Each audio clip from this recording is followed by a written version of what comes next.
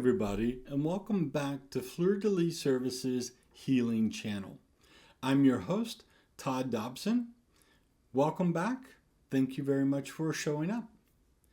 Today we are going to continue with a third book reading, Healing the Past through the Melchizedek Healing Methodology. And we're taking additional sections of the book and we're reading through a couple of those different sections. We're not reading everything. We are just going through and making sure that you get a sample of the book, of its content, and that entices you to want to buy. This book should be released by Thanksgiving of this year, 2025, and it should be released in all platforms: Amazon, our own website, FDLServices.com, as well as Barnes & Noble, Books A Million, and all other bookstores. All right. You can find it on our website, www.fdlservices.com. All right. You will also find at the FDLServices.com website a companion book to this, which is the Melchizedek Healing Journal, that steps you through how to actually journal once you are triggered and or have an emotional response to something. The journal is immensely important because most of the time when we become triggered, we are in the midst of our day and we won't or don't have time to sit back and start healing whatever triggered us. However, as shortly after the triggering event occurs, if you can sit down with your journal and actually journal what happened, the emotional patterns, and answer the questions that I've documented in the journal for you, that will actually be very indicative and helpful as we go back for healing at a later point in time. And we'll talk about that inside the book itself. There's an entire chapter on what to journal, how to journal, and also how we use that journal as the initial step in our healing process. Let's get started with the book reading. And today we are going to start with what is trauma. We start with a quote. "Trauma is a fact of life. It does not, however, have to be a life sentence." Peter A. Levine. The Oxford Language Dictionary defines trauma as pathology, a wound or external bodily injury in general. Also, the condition caused by this traumatism. Merriam-Webster Dictionary defines trauma as a disordered psychic or behavioral state resulting from severe mental or emotional stress or physical injury. It is also described as an emotional upset. The International Society for Traumatic Stress Studies, ISTSS, defines trauma medically as a set of psychological and physiological responses to pain, injury, serious illness, medical procedures, and frightening treatment experiences. Psychology Today defines trauma as a person's emotional response to a distressing experience. I prefer Gabor Mate's definition of trauma, not as what happens to a person, but what happens within them in the absence of an empathetic witness. I have found that trauma, and I spell trauma capital T, open bracket, lowercase t, close bracket, trauma, I spell it in this manner when we went to differentiate between a capital T trauma or a lowercase t traumatic experience. Has multiple facets to it: psychological, emotional, and physical. When we experience a physically distressing event, emotional and psychological elements may accompany it. That is how trauma is classified with a lowercase t.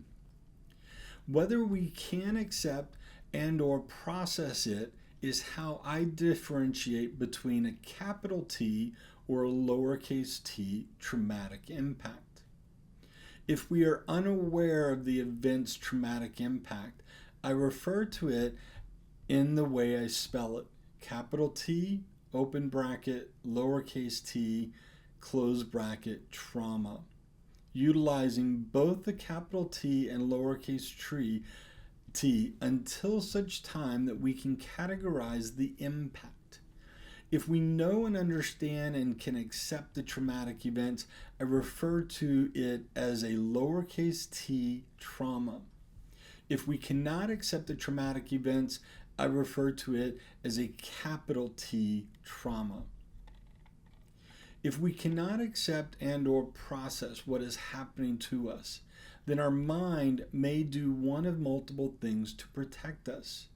For greater traumatic events, capital T, the unconscious mind may repress the events, their causes, and their effects. Or the conscious mind may suppress the events. In both cases, the mind may mask the events or alter what we recall and how we recall the details to facilitate our acceptance. This includes forming a story that we may believe as facts, even when the details are inaccurate. We will discuss the stories we tell ourselves later in this book. When we can accept and or process the trauma, that doesn't mean that it is still not traumatic, but it may not be an imposing experience. As we accept and or process the trauma, it may still impact us, but usually as a trauma with a lowercase t and not a trauma with a capital T. As we process trauma, it may still leave a lasting impression, but not to the degree that a traumatic with a capital T event will, and not for as long lasting. If we cannot accept and or process what has just happened to us, it will leave an indelible mark that will later need to be resolved. Generally, that is when our mind tries to repress or hide part or all of the events and or create a story to mask those events. This is where Gabor Mate's individual differences in trauma response comes into play. He indicates that there are three trauma responses: pre-existing, vulnerabilities, protective factors, and peritraumatic factors. Pre-existing vulnerabilities indicate that prior trauma exposure, especially in childhood, can sensitize the nervous system to future stressors. Genetic factors also play a role, with certain genetic variants affecting stress hormone regulation and fear processing. Protective factors and resilient responses significantly influence trauma outcomes. Strong social support networks, secure attachment relationships, and development coping skills all serve as buffers against traumatic stress. Peritraumatic factors, circumstances during and immediately after the traumatic event, matter significantly. The perceived level of threat, sense of control or lack thereof, and presence of disassociation during the event correlates with trauma severity. Additionally, immediate post-trauma support and validation can mitigate long-term impact.